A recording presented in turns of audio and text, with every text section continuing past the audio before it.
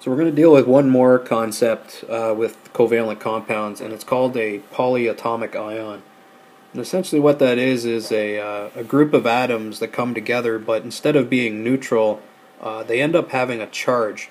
So if you're familiar with the terms like nitrate, carbonate, sulfate, sulfite, nitrite, all of those actually are polyatomic ions. They're covalently bound compounds, but overall they have a charge.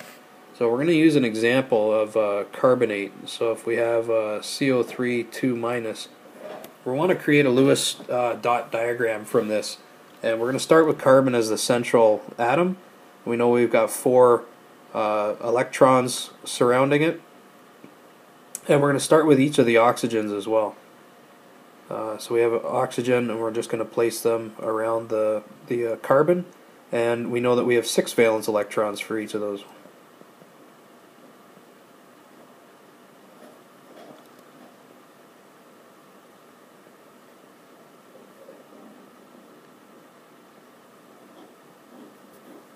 Now the other thing to keep in mind is this 2 minus charge that we see up here. The 2 minus is actually telling us that we have 2 more electrons overall than what should be on the neutral molecule. So the neutral molecule, we're going to get 4 valence electrons from carbon, and we're going to get 3 times 18 electrons from the oxygens. So overall we should have 22 electrons just from the atoms, but we're told that we have 2 extra electrons because of the charge. So overall we need to have 24 electrons in our Lewis dot diagram, and that's where the charge comes from. So now we need to rearrange the electrons so that we actually have a stable octet for every atom. So we know that we can create a bond here, and we know that we can create a bond, and this is going to make it difficult, but I'm going to try one here like this. And so I can rewrite this essentially as a C double bond O, and I'm going to keep 2 lone pairs of electrons on there. I'm going to do the same thing on this side as well, and I'm going to also do one here like that. So that means I'm going to have an oxygen out here and an oxygen out here. And I'm going to keep the electrons that you see available that were on the original molecule. Now this, if we do the electron count here, I'm looking at 2, 4, 6, 8, 10, 12, 14, 16, 18, 20, 21, 22. 22 electrons.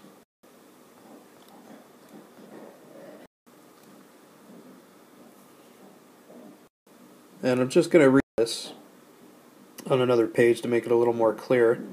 If I have the carbon, here's my double bonded oxygen, and each of these oxygens. Now overall this has a 2 minus charge, which means there has to be 2 extra electrons involved. And what I'm going to do is I'm going to place them one here, and I'm going to place one here overall like this. And so what this does is it allows us to have an overall stable molecule with each atom having a stable octet. So if we check out this oxygen, I've got 2, 4, 6, 8 electrons around it. We check out the oxygen over here, I've got 2, 4, 6, 8 electrons. Let's look at carbon, 2, 4, 6, 8 electrons around carbon as well. So each one of these atoms now is stable, and overall this is a stable molecule. And this is the one that we write as carbonate, CO3 2 minus.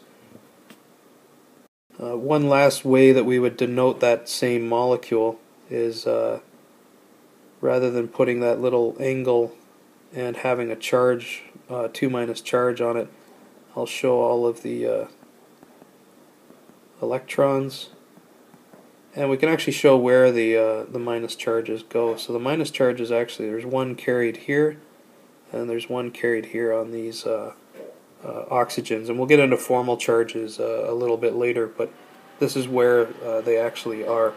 And again, can be written as CO3 2 minus.